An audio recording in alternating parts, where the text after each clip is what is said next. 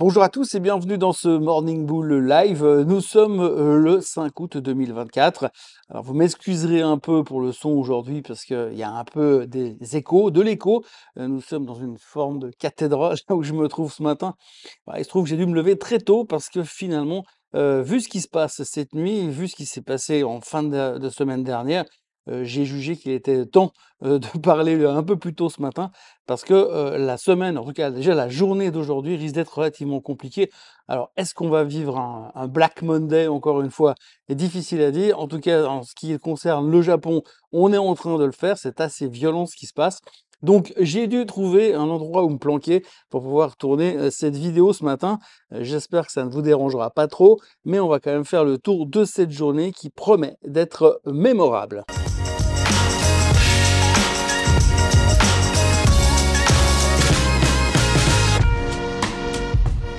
Donc oui, on ne va pas parler de Black Monday parce que c'est trop tôt, mais c'est vrai que ça en prend gentiment la direction. On va pas dire que c'est vraiment la panique, mais ça a le goût de la panique, ça a l'odeur de la panique. Peut-être que c'est vraiment de la panique, mais en tous les cas, après une fin de semaine spectaculaire avec tous ces chiffres trimestriels, toutes ces annonces négatives sur le secteur des semi-conducteurs, ces allers-retours qu'on a vécu en fin de semaine, plus ces chiffres de l'emploi qui étaient catastrophiques vendredi dernier, forcément, on aurait pu espérer que ça s'arrête là et puis qu'on finisse la semaine en mettant ça derrière nous et qu'on puisse recommencer une nouvelle, avec une page blanche relativement confortable. Malheureusement, c'est pas tout à fait le cas. On l'a déjà vu en fin de semaine dernière, c'est que finalement, on a changé notre fusil d'épaule, hein. Pendant des mois, on a attendu cette, baisse des taux qui signifierait la fin de l'inflation, et puis finalement, là, on est en train de se dire, eh ben, la baisse des taux, elle va servir à sauver l'économie qui a l'air vraiment de ralentir et c'est ce qui commence à faire très, très peur à la plupart des intervenants. On est passé de vivement le début de la baisse des taux et la fin de l'inflation à attention, la crise économique arrive, la récession est à nos portes. C'est devenu vraiment très obsessionnel ces dernières heures et on a l'impression que les choses s'intensifient extrêmement rapidement. Alors cette obsession des taux d'intérêt est toujours extrêmement présente. Aujourd'hui, il faut quand même savoir qu'on est passé de 0,25% attendu à 100% au mois de septembre à 0,5% attendu à 72% au mois de septembre. Donc on est déjà en train de changer notre fusil d'épaule et on est déjà en train de se dire, eh ben oui, les taux vont devoir baisser, mais vu la situation économique, vu l'état de l'économie, vu le fait que l'emploi est en train de ralentir, vu le fait que potentiellement on peut rentrer en récession, eh bien il va falloir que Powell se bouge les fesses et baisse les taux plus vite que prévu. Donc on est en train déjà de parler de 0,5% de baisse des taux pour le mois de septembre. Et puis surtout, si on va un petit peu plus loin dans les projections, les gens sont déjà en train de se dire, eh ben ils vont certainement nous baisser les taux de 1,25% d'ici la fin de l'année. Alors je vous rappelle qu'il y a quelques semaines en arrière, on espérait déjà que si on faisait 0,25, c'était pas mal. Maintenant, on est déjà de revenu à 5 baisses de 25 points de base et d'ici la fin de l'année. Alors, il va falloir les caser vu le nombre de meetings qui restera d'ici Noël. Mais en tout cas, la panique est là, le doute est là et le mot récession ne fait plus peur. On ose de nouveau le prononcer régulièrement. Et ce qui est assez phénoménal, comme chaque fois qu'on a ces périodes de correction massive ou crash boursier, on va pas appeler ça un crash boursier parce que c'est encore beaucoup trop tôt pour le qualifier comme tel, mais on va inévitablement commencer à en parler à un moment donné. Est-ce qu'on est dans un crash? Est-ce que vraiment on va perdre 30 ou 40% cette fois? Quand vous regardez sur certains comptes Twitter, il y en a qui ont déjà des targets sur le S&P qui sont complètement ahurissants. Donc on a les oiseaux de mauvaise augure qui sont tous de sortie. Ça, c'est une évidence. Mais ce qu'il faut surtout bien comprendre et bien retenir, c'est que le sentiment global a complètement tourné, hein. Il y a quelques semaines en arrière, c'était racheter sur faiblesse absolument. Et aujourd'hui, on est en mode presque panique puisqu'on a vu que la volatilité a littéralement explosé. On est à 23% de vol aujourd'hui. Et puis que le greed and fear, l'indicateur de peur de CNN, devrait passer en extrême peur dès l'ouverture de la séance aujourd'hui aux États-Unis parce que les gens sont vraiment terrifiés pour le moment. Depuis que je suis debout depuis minuit heure Genève, ce qui fait chez moi à peu près 2 heures du matin. Et depuis l'ouverture du Japon, eh bien le Japon tombe comme une pierre. Il arrête pas de baisser. Je crois que là on a 6,5% de baisse sur le Nikkei. Et ce qui est assez impressionnant aussi, c'est qu'on a déclenché les circuits de breaker. Vous savez, ces circuits qui ont été mis en place, ces alertes qui ont été mis en place. Quand ça baisse trop vite, trop fort, les indices s'arrêtent pendant une demi-heure pour laisser le temps aux traders de réfléchir avant avant de faire n'importe quoi et ensuite on rouvre, ce qui normalement est censé calmer le marché. Ben là, ça ne fonctionne pas. Les circuit breakers sont mis en marche déjà plusieurs fois sur le Topix au Japon et ça continue de baisser derrière. Donc ça ne veut pas remonter, il n'y a plus d'envie de racheter le marché. C'est vrai que la Banque du Japon a laissé entendre qu'elle était prête à monter les taux encore s'il le fallait, pour freiner cette crainte de l'inflation au Japon. Donc ça n'aide pas. Alors juste un petit chiffre pour commencer bien la semaine en termes de chiffres. Le Japon est en baisse de 20% depuis les plus hauts historiques. Les plus hauts historiques, c'était il y a 3 semaines en arrière sur le Japon. Donc on vient de perdre 20% depuis les plus hauts il y a 3 semaines sur le Japon. Alors on n'en est pas encore là sur les indices américains puisque on a passé les zones plus ou moins de ce qu'on appelle une correction puisque les 10% de baisse sont atteints et devraient être atteints rapidement ces prochaines heures sur les indices américains. On n'est pas encore en mode bear market, mais en tout cas, c'est en train d'être très très moche sur les indices et le Japon est en train de nous montrer la voie en tous les cas ce matin. Donc évidemment que la question que tout le monde va se poser, c'est est-ce que c'est une prise de profit temporaire et que c'est l'opportunité d'achat d'une vie? On va dire que c'est ce qu'on espère bien sûr, ou est-ce que c'est quelque chose de plus grave et de plus important en termes de conséquences sur les marchés financiers? Alors il faut juste noter une chose, c'est que ces histoires de crash boursiers monumentaux, ça n'est plus arrivé depuis bien longtemps, depuis que les banques centrales sont nos amis et sont là pour nous aider quand ça ne se passe pas très bien. Et donc on a vu ces dernières années, depuis la crise des subprimes, que les banques centrales sont toujours prêtes à agir au mieux des intérêts des investisseurs et on devrait aussi avoir à un moment donné une surprise de la part des banques centrales qui seront encore présentes pour dire mais vous inquiétez pas, on ne va pas laisser tomber l'économie. Déjà, il faut pas oublier une seule chose, c'est qu'on parle de baisse des taux au mois de septembre, mais n'oubliez pas un truc, c'est que la Fed a tous les droits de baisser les taux demain ou même aujourd'hui si elle en a le désir. Donc il n'y a pas de règles, ils sont pas obligés d'attendre le meeting de la Fed pour pouvoir baisser les taux. Donc tout est encore possible et c'est vrai que depuis la crise des subprimes, à chaque fois qu'on a eu une crise, une baisse violente des marchés, eh bien, on s'est retrouvé sauvé par les banques centrales. Alors, tout le monde va avoir les yeux fixés sur la volatilité ces prochaines heures. Et il faut savoir une chose, c'est que la volatilité aujourd'hui est plus ou moins à 23%, qu'on est beaucoup monté par rapport aux 12% où on se traînait il y a encore 15 jours. Mais il ne faut pas non plus oublier et que la volatilité lors du Covid, par exemple, était montée jusqu'à 84%. Donc on a encore de la place pour monter et si le besoin s'en fait sentir. Alors pour le reste, en dehors de l'économie qui ralentit, en dehors du fait que les taux, on a changé un peu notre perspective par rapport aux taux, en dehors du fait que les chiffres de l'emploi étaient dégueulasses vendredi dernier, eh bien il y a aussi 2-3 petits problèmes qui sont en train de se pointer au niveau des actions. Bien sûr, la saison des résultats bat son plein, on a vu la semaine dernière que c'était pas facile, mais surtout ce week-end, il y a eu une grosse annonce, c'est que monsieur Warren Buffett a annoncé qu'il dégageait la moitié de sa position en Apple.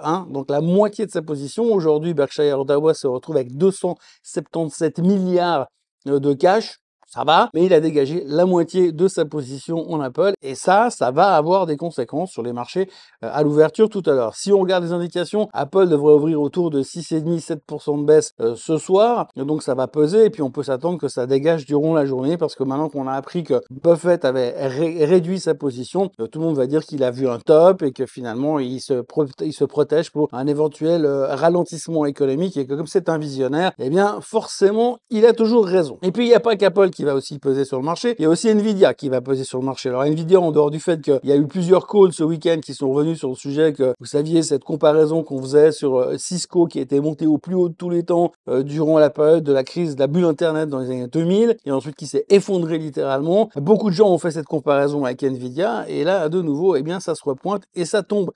Je ne vais pas dire bien, mais il semblerait que Nvidia ait annoncé un report de production sur sa dernière puce électronique pour l'intelligence artificielle. Donc cette dernière puce, ce dernier semi-conducteur de haute technologie, Blackwell, elle s'appelle, je crois, devrait être décalée de 3 mois. Et donc ils ont annoncé ça à leurs clients tout récemment, cette nuit, ces dernières heures. Comme quoi, finalement, la production avait quelques problèmes parce que le design de la puce ne fonctionnait pas comme prévu. Donc c'est une mauvaise nouvelle et on peut imaginer que ça pourrait avoir quelques petites conséquences sur les chiffres de Nvidia qui sortiront d'ailleurs à la fin du mois d'août. Donc là aussi, pression sur Apple, pression sur Nvidia, pression sur tous les Magnificent Seven qui souffrent. Aujourd'hui, on a encore vu ce qui s'est passé la semaine dernière sur Amazon. On peut s'attendre à que tout le monde en prenne pour son grade.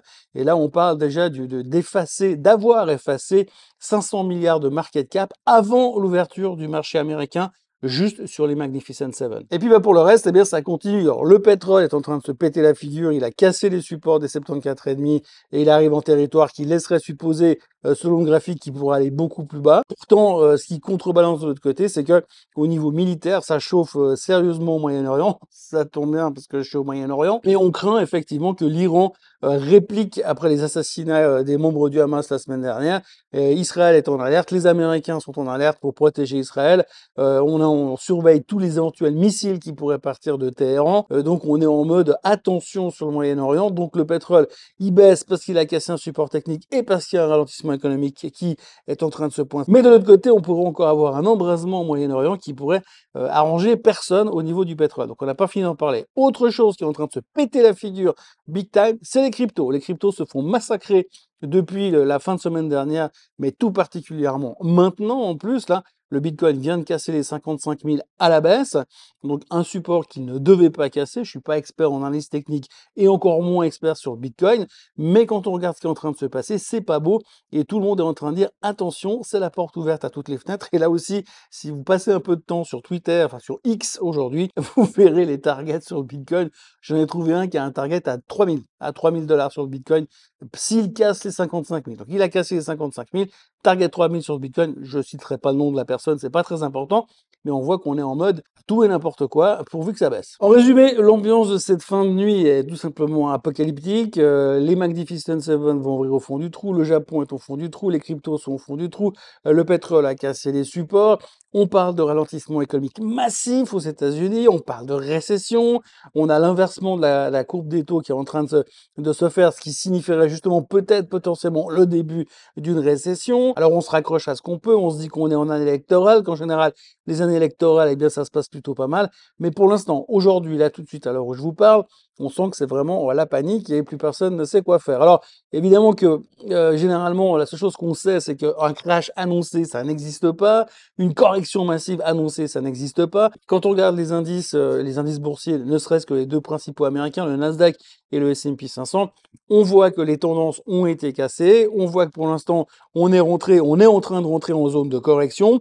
Et puis, je rappelle que la zone de bear market, c'est à moins 20%. Donc, on n'y est pas encore, mais ça peut aller très, très vite, bien sûr, puisque si on rentre vraiment en mode panique, ouais, les gens vont pas réfléchir très longtemps, surtout au vu des performances qu'on a déjà affichées jusqu'à maintenant. Le pire qui pourrait arriver, c'est d'avoir eu des performances stratosphériques sur la tech comme on a eu jusqu'à maintenant, et que tout d'un coup, ça se pète la figure, et ça, personne n'a envie de voir ça dans leur portefeuille. Donc je pense qu'on va d'abord tirer et poser des questions ensuite. Nous sommes donc dans une phase de couteau qui tombe, donc on ne faut jamais rattraper un couteau qui tombe, on le sait bien. Donc il va falloir surveiller pour voir à quel moment ça s'arrête, que les vendeurs s'arrêtent. Alors n'oublions jamais qu'aujourd'hui, on est dans un marché qui est extrêmement électronique, beaucoup plus électronique que ce qu'il était il y a 10 ans, il y a 15 ans, il y a 20 ans pour ceux qui ont déjà vu les crashs précédents. Ce qui veut dire qu'à un moment donné, on peut changer de direction extrêmement rapidement et ça peut être extrêmement violent également dans l'autre sens. Donc pour l'instant, pas de raison d'essayer de mettre les mains dans la moissonneuse batteuse parce que c'est beaucoup trop dangereux. Mais c'est vrai qu'on va avoir une ouverture extrêmement violente et maintenant il va falloir savoir si on est en mode crash ou si on est en mode simplement grosse correction avec opportunité d'achat. Pour moi, le mode crash, il a déjà été beaucoup trop abordé dans les médias mainstream. Si vous regardez pas les médias financiers classiques, mais si vous regardez les autres médias classiques, eh bien, vous verrez déjà qu'on commence à parler de crash. Je tombais sur un article dans le Blick ce week-end qui disait déjà, attention, effondrement des marchés boursiers. Alors quand eux commencent à en parler, généralement, c'est qu'on arrive généralement à la fin du mouvement. Mais voilà, pour l'instant, on vit quelque chose d'assez particulier, avec une espèce de conjonction de mauvaises nouvelles qui arrivent tout en même temps, sur tous les marchés en même temps, ce qui fait que pour l'instant, les safe haven, il y en a plus beaucoup, et tout le monde est en mode, ben voilà, panique. Et donc, comme je le disais en ouverture de cette vidéo, ça a le goût de la panique, ça a l'odeur de la panique. Il se pourrait bien que ça va être peut-être une petite panique quand même. Maintenant, la semaine continue quand même, et si on se base sur les fondamentaux, il n'y aura pas beaucoup de publications économiques. Vous savez, c'est un peu cette semaine de break entre les non-farm payrolls et puis les premiers chiffres suivants qui vont compter pour la suite des événements. Donc on est en mode entre deux, mais par contre, on a quand même beaucoup de publications trimestrielles qui vont nous tomber dessus. Le tableau qui s'affiche devant vous vous le montre très clairement. Vous voyez qu'on va avoir du Palantir, on va avoir du Uber, on va avoir du Supermicro, on va avoir du Shopify, on va avoir du Robinhood, du CVS, du Eli Lilly. Bref, il y a du monde qui vont publier encore cette semaine. On a vu vraiment que pour l'instant, on ne pardonnait pas grand-chose, hein. C'est vraiment il faut vraiment sortir des résultats impeccables pour que tout le monde court avec vous, sinon ça va être le bain de sang généralisé. Et aujourd'hui, on voit que le marché est très malade en ce début de semaine, que évidemment, il ne va pas pardonner grand-chose. Il faudra donc être très méfiant et surtout ne pas faire de prisonniers dans cet environnement extrêmement pourri dans lequel nous sommes en ce lundi matin. Donc voilà, pour l'instant, pas grand-chose de plus à dire. Dans toutes ces périodes extrêmement volatiles et extrêmement tendues, eh bien, il faut être calme et puis essayer de réfléchir un peu rationnellement. Il y aura des opportunités d'achat, c'est sûr. Tout n'est pas fini, tout n'est pas en train de s'arrêter, mais l'économie montre clairement des signes de difficulté, des signes de ralentissement. Et ça, il faut en tenir compte. Et c'est vrai que pour l'instant, c'est pas du tout ce qu'on avait prévu. Donc, on est en train de switcher notre mentalité de méga bullish. Je veux surtout pas rater le prochain bull market de la technologie qui va nous emmener à 250 000 sur le Nasdaq. À laissez-moi sortir et je reviendrai quand les choses se seront calmées. Donc, journée spectaculaire à l'affiche pour tout le monde aujourd'hui. On se revoit demain matin pour faire le point sur ce qui s'est réellement passé, puisque pour l'instant, je parle au milieu de la nuit avec que des indications. Donc moi, je vais retourner à la piscine, je vais suivre tout ça sur mon smartphone, et puis je vous retrouve demain pour faire un débrief complet, bien sûr. N'oubliez pas de vous abonner à la chaîne Swissquote en français. N'oubliez pas de liker cette vidéo, n'oubliez pas de la partager, et puis n'oubliez pas d'aller aussi voir les espèces de nouvelles vidéos que je vous fais en ce moment, où je vous ai donné typiquement sur une vidéo hier mon chemin de où est-ce que je trouve toutes mes informations tous les jours. Bref, passez quand même une très très bonne journée, et moi je me réjouis déjà de vous voir demain matin à la même heure et au même endroit. Allez, bye bye.